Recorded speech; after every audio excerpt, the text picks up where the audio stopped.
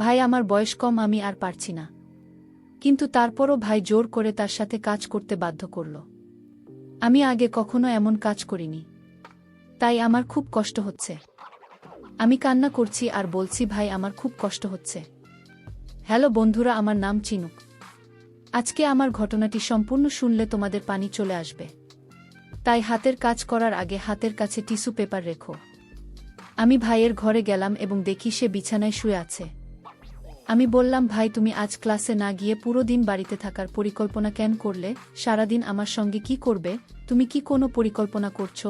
তখন ভাই মুচকি হেসে বলল, গতকাল তুমি বলেছিলে না যে একবার চেষ্টা করে দেখতে ক্ষতি নেই? এই কারণেই আমি বাড়িতে থাকতে চেয়েছি। ভুলে গেছো নাকি? তারপর আমি হাসতে হাসতে তার পাশে গিয়ে বসলাম। আর সে আমাকে, বন্ধুরা আজকের গল্পটা খুব বেশি স্পেশাল, তাই কেউ মিস করো না। আমার নাম চিনুক। আমি ইতিহাসের একজন ভাল ছাত্রী। ইতিহাস আমার খুব প্রিয় বিষয়।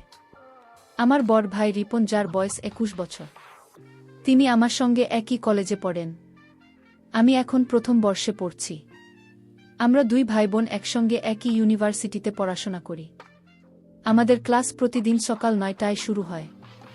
আমরা একসঙ্গে ইউনিভার্সিটিতে যাই। যাতায়াতের সুবিধার জন্য বাবা আমাদের জন্য একটি মোটর সাইকেল কিনেছিলেন। ভাই মোটরসাইকেল চালান আর আমি তার পেছনে বসে ইউনিভার্সিটিতে যাই। তবে রিপন ভাই আমার আপন ভাই নন। আমার বাবা মারা যাওয়ার পরে মা রিপন ভাইয়ের বাবার সঙ্গে বিয়ে করেন।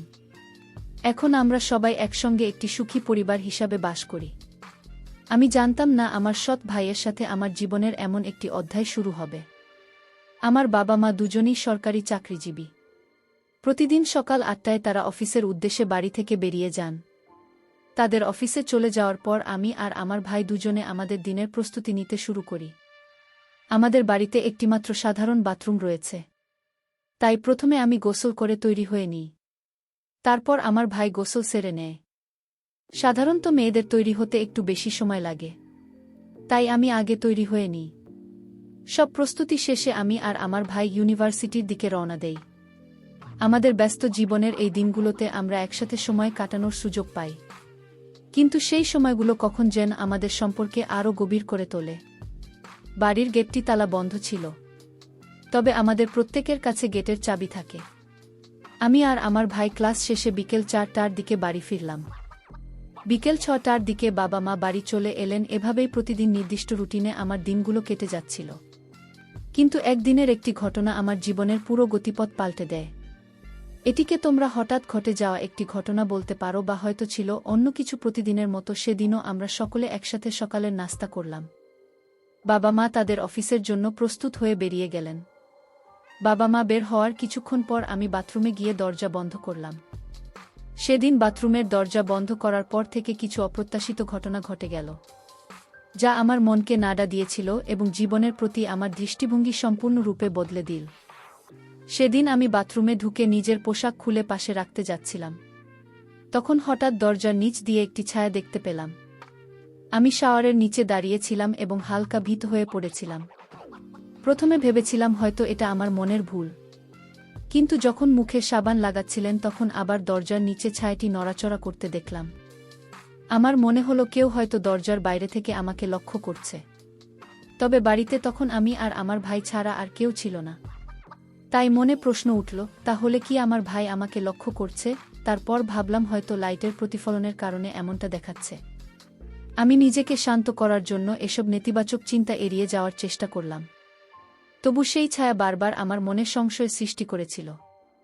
শহর চালু করে আমি ধীরে ধীরে গোসল করলাম এবং পরিষ্কার হয়ে নিজের পোশাক পরে নিলাম।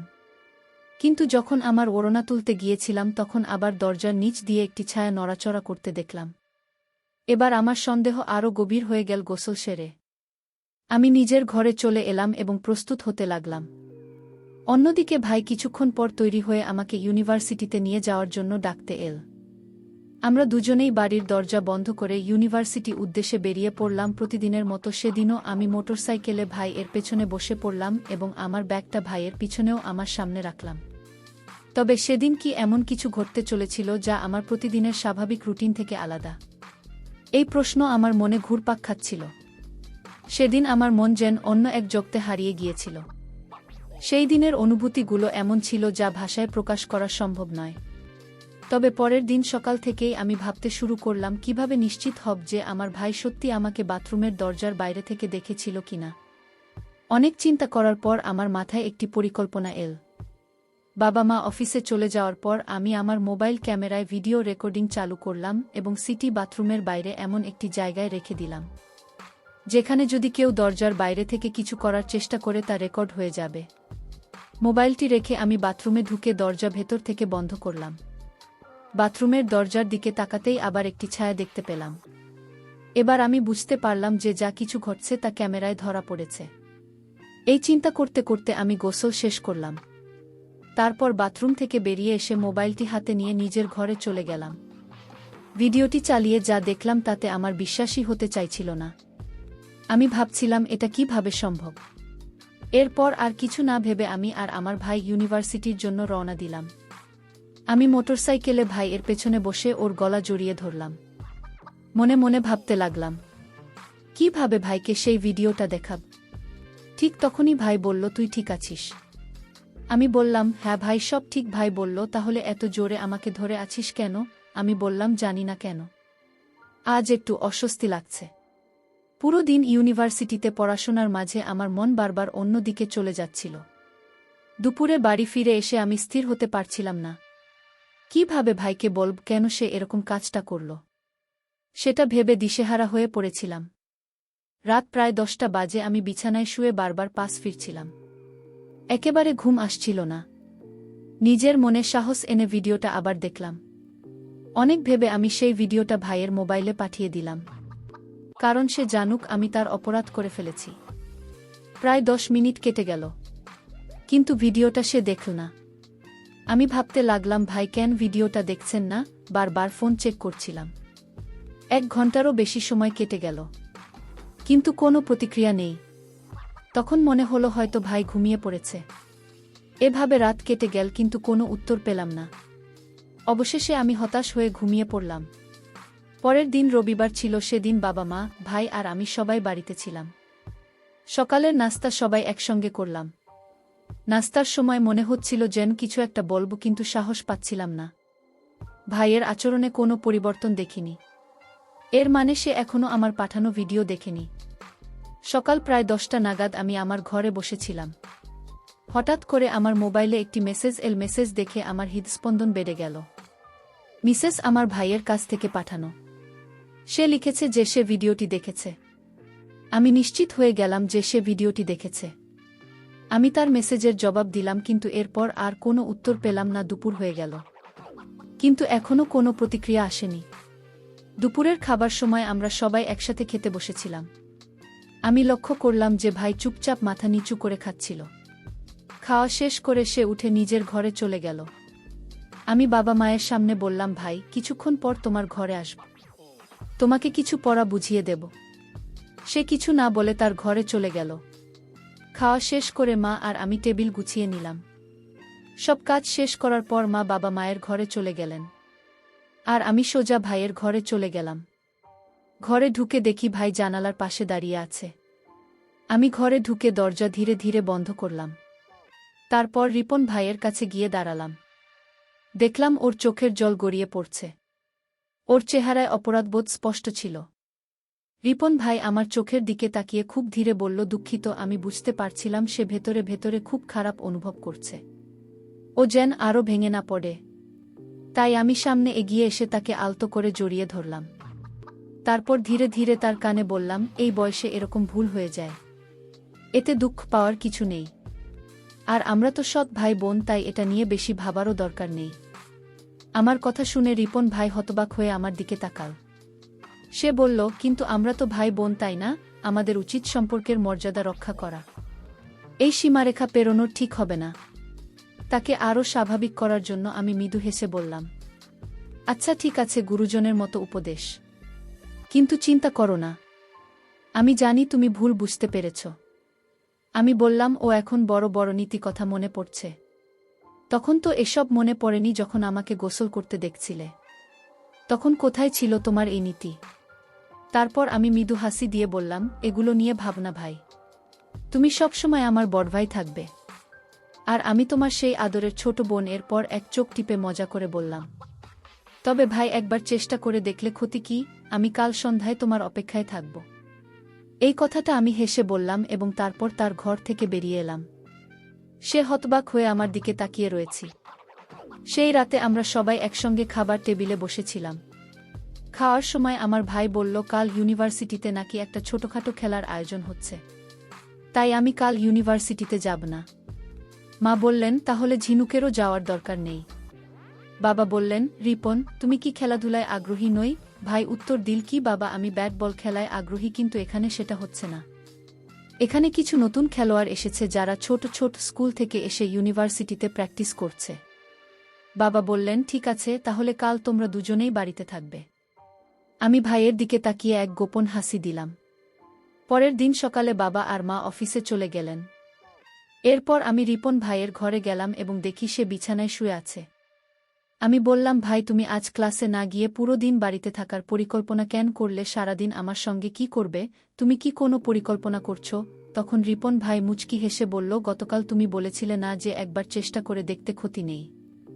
এই কারণেই আমি বাড়িতে থাকতে চেয়েছিলাম। ভুলে গেছো নাকি?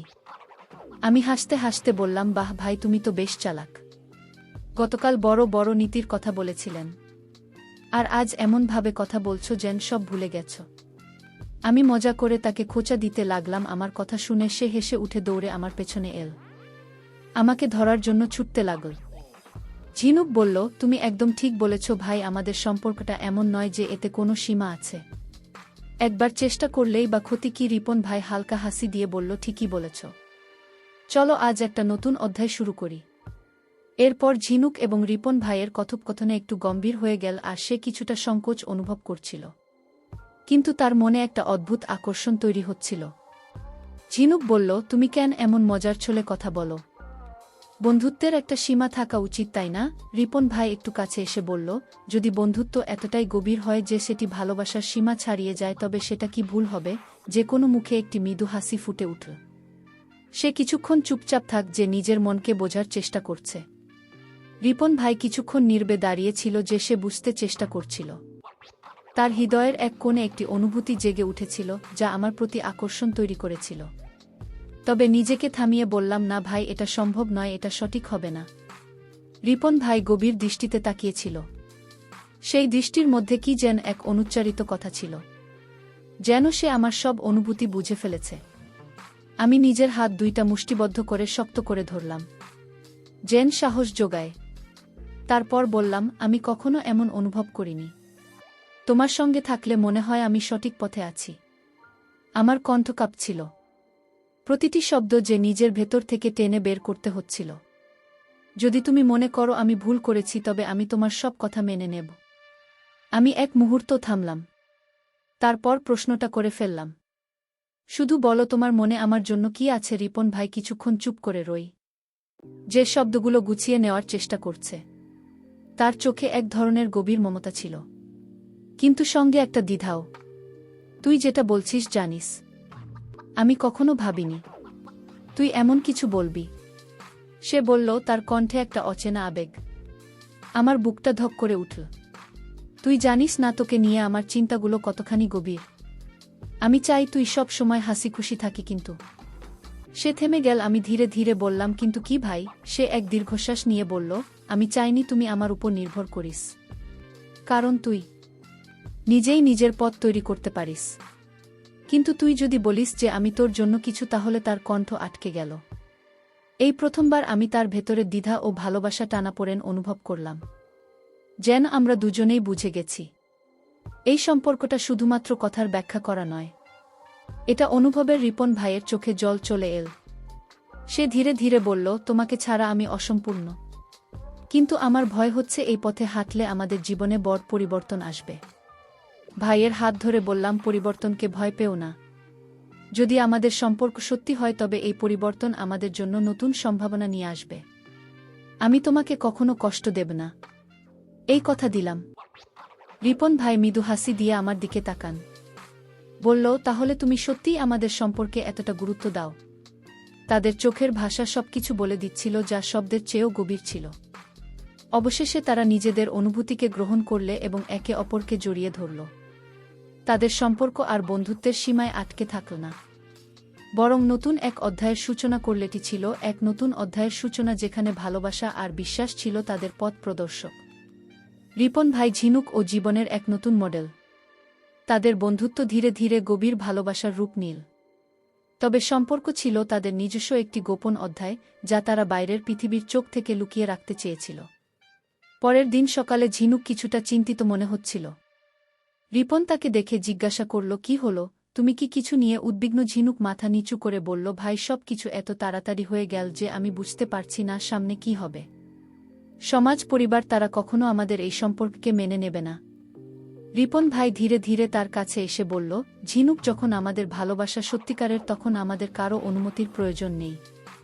আমরা একসঙ্গে আছি, এটাই সবকিছু। জেনেও তার কথা শুনে একটু আশ্বস্ত হল সে। গভীরভাবে রিপনের চোখে তাকিয়ে দেখলে বুঝতে পারে যে তার ভালোবাসার শক্তি তাদের সব বাধা অতিক্রম করতে সাহায্য করবে। ভয় পাওয়ার কিছু নেই।